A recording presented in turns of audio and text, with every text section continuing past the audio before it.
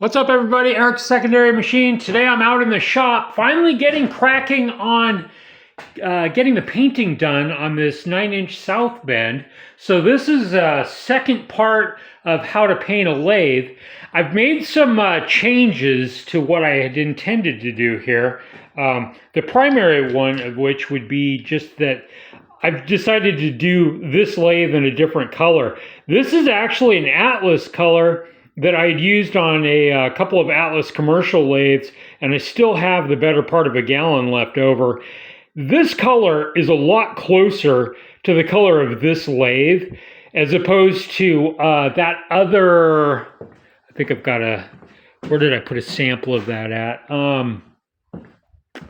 Seems like the color I was intending to do this in, yeah, I don't know. It's quite a bit lighter. It's actually one that's really close to the other South Bend color, which is considerably lighter color of gray. So one point I would really like to make when it comes to painting a lathe, it's really in your best interest not to make a radical change to the color itself.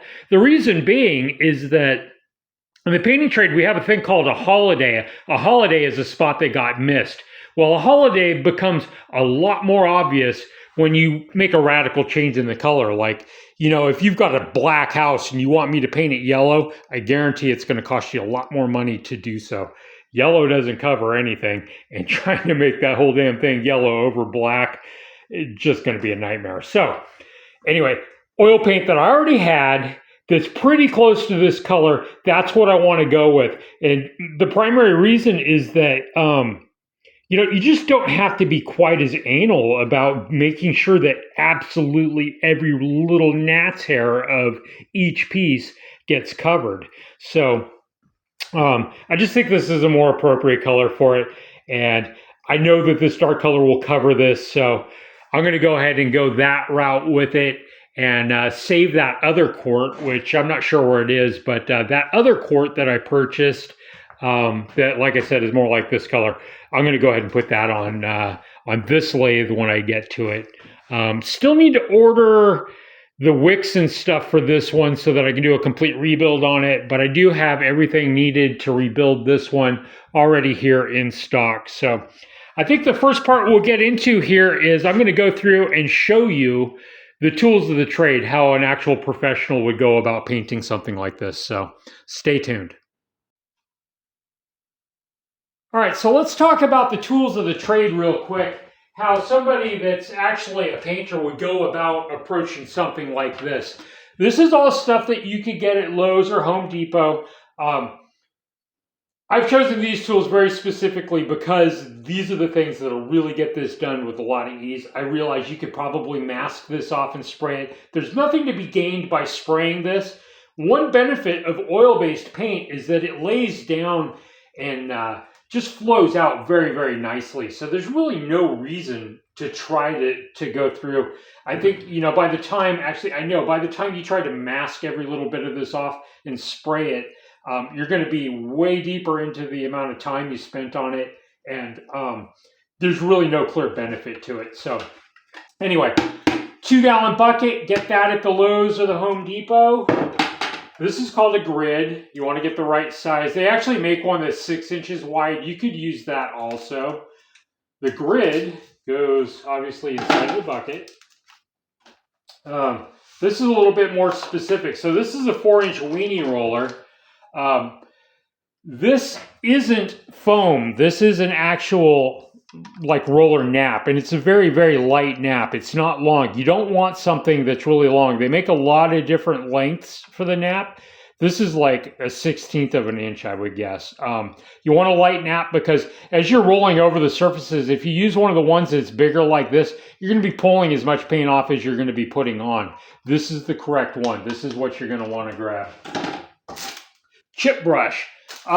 You know, you could buy a really good oil brush, but the thing with a really good oil brush is you're going to have a lot longer bristles on it. And I'm going to show you with the technique on how I use this. It's actually beneficial to have the shorter bristles. You can pick this brush up. They've actually gone up. They used to only be a couple bucks. They're about $5 for the big one now. You can get them in different sizes. This is an actual 4-inch one, which is my preference. You can certainly use a smaller one if you're more comfortable with it. As a painter, I'm used to like picking up a lot of paint and being able to deal with it. You might want something smaller, but this is what I'm going to go with. And part of why I go with these is because they're disposable, right? You buy a really good China Bristol brush, you're going to pay quite a bit of money for it. But then to clean that brush, you're going to have at least a quart of paint thinner. And that's just going to add to the cost of it. You'll spend more on paint thinner probably than to just buy this brush and throw it away. And like I said, this is actually a better brush for use doing this. And part of that's going to come into play when I show you the actual technique of how I would go about using this brush. It's more of a dabbing technique, and so you don't want long bristles. And so this is, and this, by the way, is how an actual professional would hold a brush too. You don't want to be into this shit. So hold it like a professional, and we'll get into this, and I will show you how a pro would actually go about painting something like this. So be right back.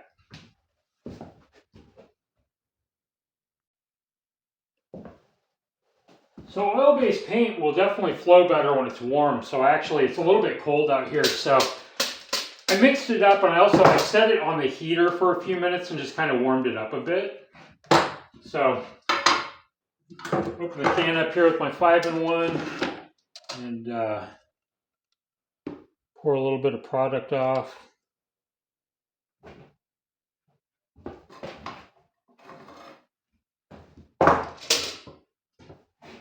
Jump in, and it's going to be really nice to see how this comes out, to have this old tool freshened up a bit and looking better. It's really going to be nice. So I'll show you really quick how to load the tools and apply some of this. So basically you want to get down into the paint and then use the grid. I'm not sure how well you guys can see this, but you want to get the excess off. And I think we'll just start on the face of the bed here. And I'll show you really quick how I would go about getting this on here. Don't worry about getting all of it in one fell swoop. There's a thing called flashing, actually, that occurs in the gloss when you basically paint something and then you have to come back over it a second time after it's dried. You'll get a thing called a flash. And you want to avoid having things flash on you. You're better off, like, if say I miss a spot in the middle of this long piece, I'm much better to come back and basically re-roll the whole thing later on so that it doesn't. It depends on the spot though too, because if it's someplace where it's not really going to show up, you know, maybe I let it flash. It's not a big deal. But if it's going to be something that's really like right where you're going to be looking, I would probably just go ahead and really quick, I guess, paint like to a finishing point, like down to an end, right? Instead of stopping right in the center. It's just better to do that to help avoid having a big ugly flash. But also, like I said, you know, don't worry about getting absolutely every little bit of it. We can always do some touch up at the end. The primary idea here is just to get some paint on to most of this and make it look better, right? So there we go. That's how you load the roller. Now we'll load up. I'll show you how to load the brush properly and the technique that I like to use for basically cutting this in. It's not really so much a cut in where you run the brush. There will be parts where I cut it in. This is technically cutting it in, but I like to use a dabbing technique with this paint to sort of cut in. Like on this, can you guys see the foot here on the front? Let's move you back a little bit. I'll do the lower part on this. I can't really get this foot of the lathe to look good with the roller. And so I'm just going to dab it on with the brush. And then I'm unable to get up underneath there. There's a gear, a long gear under here that I don't want to hit. And so In this case, I'm actually more or less cutting it in. But once again, that dabbing technique, like there's a little holiday right in here. Hopefully this is on screen, where I couldn't get the roller to go. And so I just load up the brush by dabbing it into the paint. That's loaded, ready to go to work. Come down here to the spots I couldn't get to with the roller and just dab it in. And man, I'm here to tell you that this casting just looks so much better with a nice coating of paint. This color's nothing like the original in reality, but they're both pretty dark, and so it's covering very, very nicely.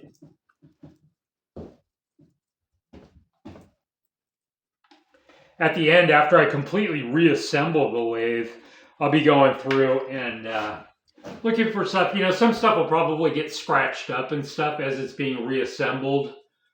Or actually, even eventually I'm going to move this out to the other shop too.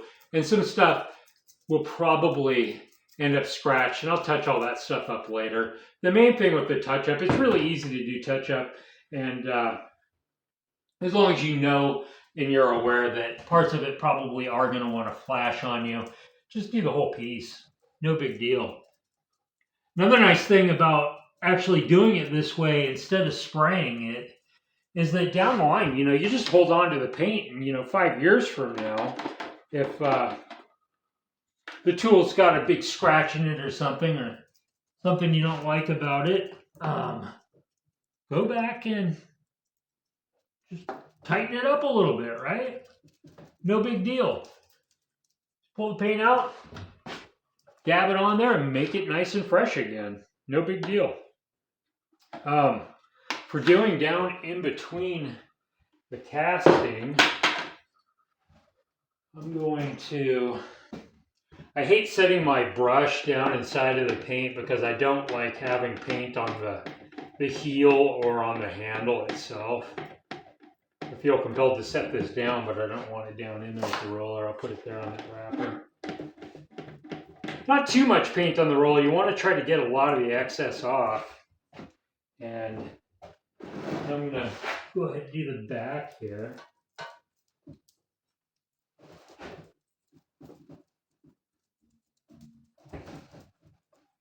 It's really rewarding to breathe some new life back into these old tools and make them look new again. I really rather enjoy it. It's funny because I really tend to spend more time probably messing with tools. Actually, I know I do. If I am machining something, I'm probably machining something for a tool, is the reality. Like the riser I just completed for the mill. But a lot of the time I spend out here is actually just working on tools. Like I never seem to be happy with the tools I've got. There's always a different lathe to own or a different milling machine.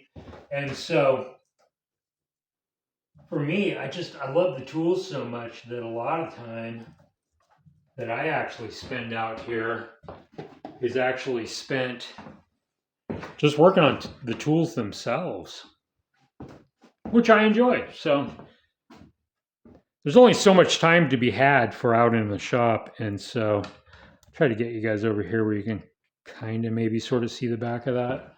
I only have so much shop time available to me.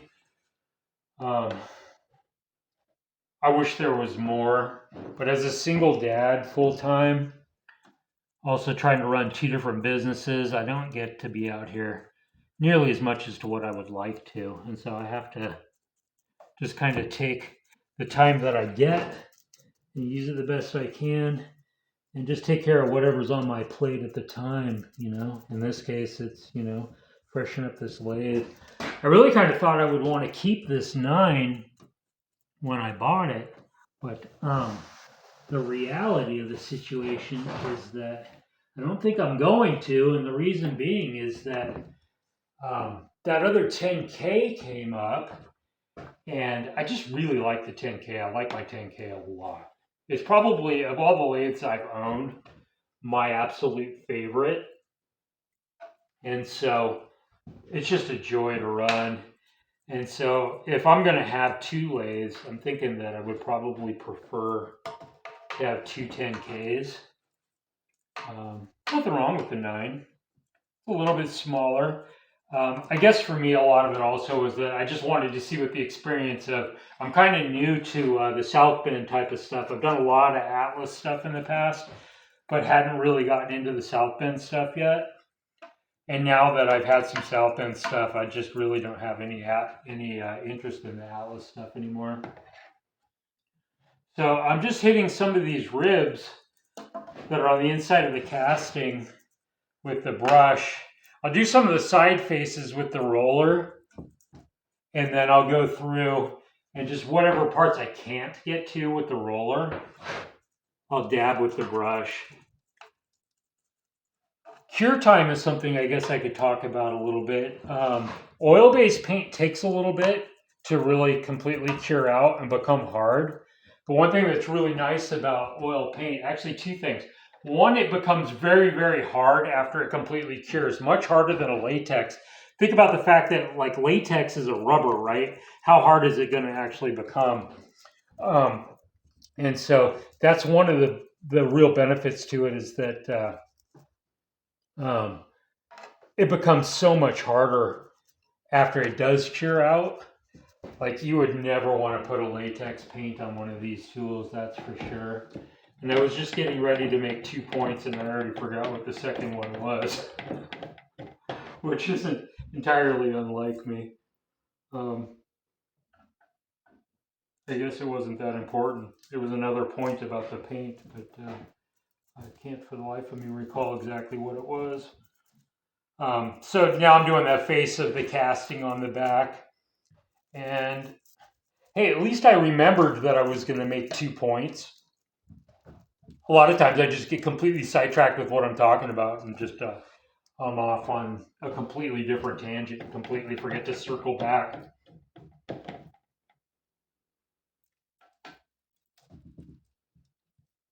So this tool I think is actually going to be painted, reassembled, and then I'm just going to try to sell it off. Find somebody else that wants to own it. It's looking like we're going to be moving. I've known for the last 3 years that this house was going to be temporary for us, that we were going to be moving at some point. Still haven't decided exactly where, but we are going to be moving probably in about 4 months. So it'll be interesting to get to see what I end up with in terms of a new shop space. Not sure exactly how that's going to go or exactly what it's going to look like. I'll either get a different house with probably like a 2-car garage and have a shop at home, or I'm thinking about possibly just renting like more of a commercial type of a shop. Time will tell exactly what I decide to do there, but not too terribly worried about it at this juncture. Either way, it'll be kind of fun to get to move on from being in this particular place and get to experience something new, right? So anyway, thinking that I'm just going to continue to work on the casting and then I'll get it done. I'll show it to you and then we will move across to working over here on the table where I've got basically the rest of the pieces that need to get painted are all laid out here. And I'll show you, I've got a pretty good technique for exactly how I like to go about doing these pieces because you can't get to all of it, obviously, in one fell swoop. So I'll paint what I can get to, let it dry down, flip the pieces, paint the rest of it. And then, anyway, yeah, so I'll come back to you. So the idea with some of these smaller pieces is really to just get paint onto as much of the pieces to what you can, and then we're going to let it dry down. I'll probably let it sit for 2 days, and then I'll come back and I can flip the part and get to whatever part of it I couldn't get to previously. And so, and once again, you know, towards the end of the project, after I get this whole thing assembled, there's probably going to be some scratches and little stuff that I'll need to contend to, some stuff that needs to be touched up. and I'll do the touch up and, little bits and pieces that maybe I've missed during this part of the process. I can address all of that stuff later. So after it's all just basically going back through assembly. So no need to be, try to get to as much of it as to what you can, but you don't have to be ultra anal. I've painted enough of these now to have a pretty good technique for it. Here's a fairly good sized piece. Most of these smaller pieces, a lot of it's going to be with that dabbing technique with the brush. This has some larger areas, and so I'll go ahead and use the roller, and I'll show you just how quickly this can kind of go. So I just kind of cut it in as close as I can get to that red badge without actually touching it. You want to make sure it goes on there even too. Right after you've loaded the roller up, the stuff's really thick, and so it'll tend to want to deposit more of it in one spot than others. You can go back and kind of pick that paint back up and redistribute it a little bit. So you can see how I did that with the roller, and then once again with the dabbing technique. And I don't know how well you'll be able to see this. I should probably move it more of a close-up. But let me show you how to get the paint to do what you want it to do. How are we looking here? Okay, so I've got a little bit of paint in the brush, not too much. I'm not dabbing it down into the paint and overloading it. I'm just picking some up from the side of the brush. And then to get this to come right up to that red part, I'm basically kind of pushing the bristles up to it and then lifting.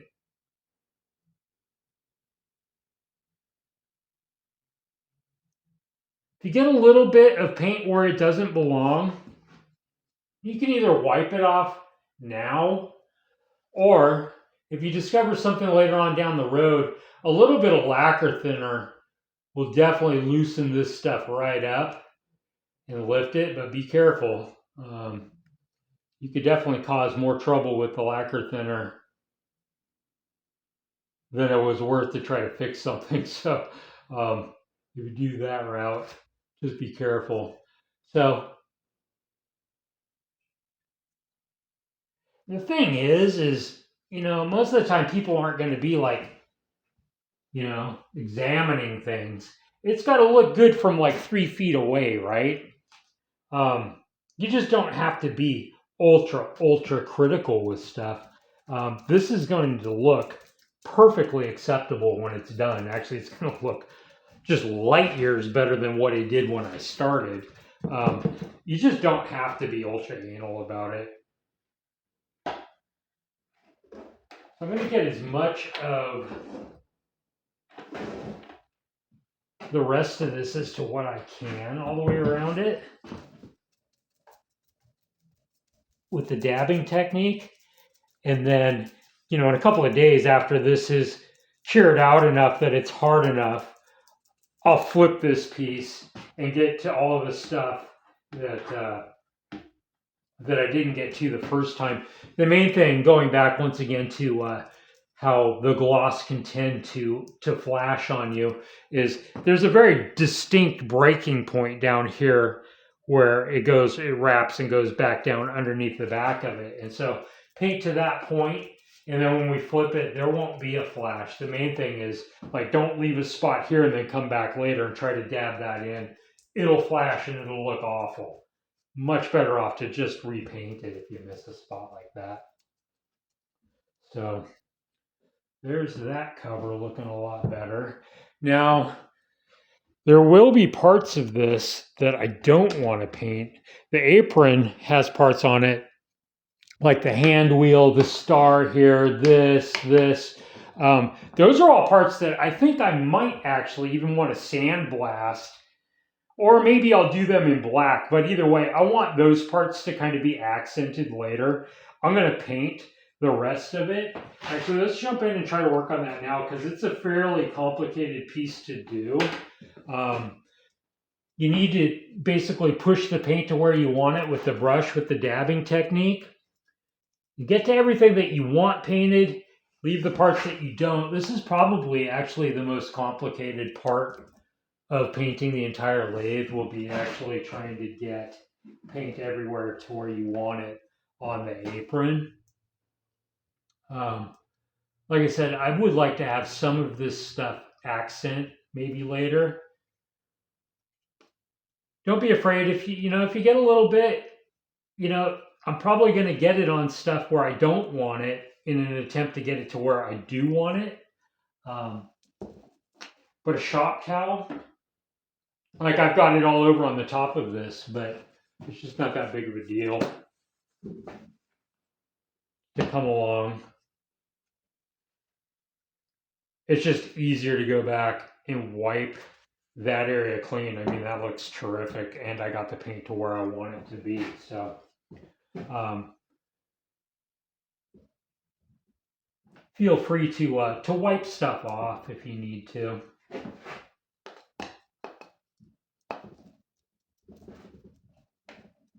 Guess I will just do the whole handle. It was painted like that from the factory, but some of this stuff I would definitely like to come back later on. Probably as I disassemble this, because I've got the wicks and stuff for this machine that I'll need to go into it. I will probably, some of the smaller pieces that I don't want paint on, I'll come back with black paint or what have you and accent them. I just like to have something to kind of set it apart. And I haven't really decided exactly how I want that to be 100%. Possibly sandblast this all the way down so it's just metal and then a clear coat maybe, or in black. Just something to make it set apart. I think will make it look a lot better.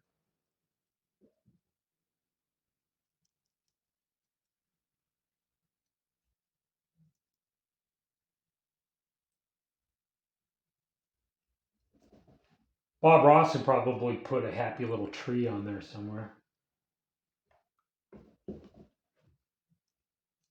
Had to move that lever so I can get some paint down underneath of it.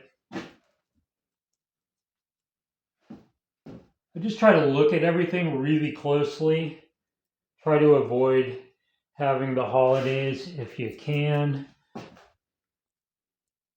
Get as much as you can. Once it's all assembled, your eye just really, unless it's something that's like just super, super obvious they got missed, you just don't tend to see. Your eye just doesn't tend to pick it apart, is the reality. This is all going to be just fine. And once again, it's going to look just 1,000% better than what it did going in. And so once again, I'm just going to wipe clear stuff that I don't want paint on.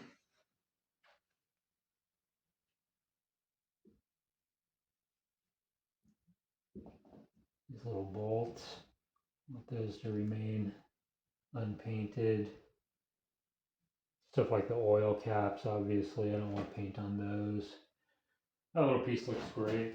So, all right, I'm going to continue through the table and get the first coat on every bit of what I can get to. And then when I come back to you, it'll probably be 2 days later when I'm flipping this stuff over and trying to get to the rest of it. All right, so I probably spent maybe an hour and 15 minutes getting the first coat on all of this stuff. Like I said earlier, the idea was to get paint on as much of the surfaces as to what I can. We'll let it dry down. After it's dry, we'll flip it, get to the areas that I couldn't get to previously, and then we'll reassemble the whole thing, and then we'll look for holidays, little spots that got missed, and touch those up as needed. Anyhow, in the interim, I'm going to show you really quick how to store the tools, because we're going to want the tools again. You won't have this masking film probably at your disposal like I do, but I think you could probably use like a saran wrap from your kitchen. The main thing is to keep the oxygen off of this stuff so that it doesn't dry out. And so I'm actually like attaching the plastic sort of to the paint on here so that no oxygen can get in there. Leave the paintbrush flat so that you don't train it. If you leave it standing up, like you'll come back to it and you'll never be able to use that brush again. So leave it flat. The roller doesn't really so much matter. We just got to make sure that we get some plastic onto it.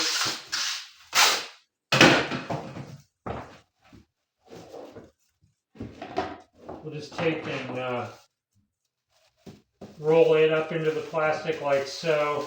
That way when I come back to this, I'll probably work on the second coat tomorrow, depending on how dry this becomes. If it's dry to the touch and you're careful, you could definitely flip this stuff over and complete what you're wanting to do. I'm also going to set up a box fan and let it run overnight. And so it's not really that warm out here. It would help if it was warmer. If this is ready to go tomorrow, I'll flip everything and just get the rest of it coated. I'm kind of eager wanting to get this lathe put back together. So anyway, tools are protected so that when I need to use them again, they'll still be perfectly functional. One last thing is I won't put the paint back into the can or anything crazy like that. There's actually oil all along this rim.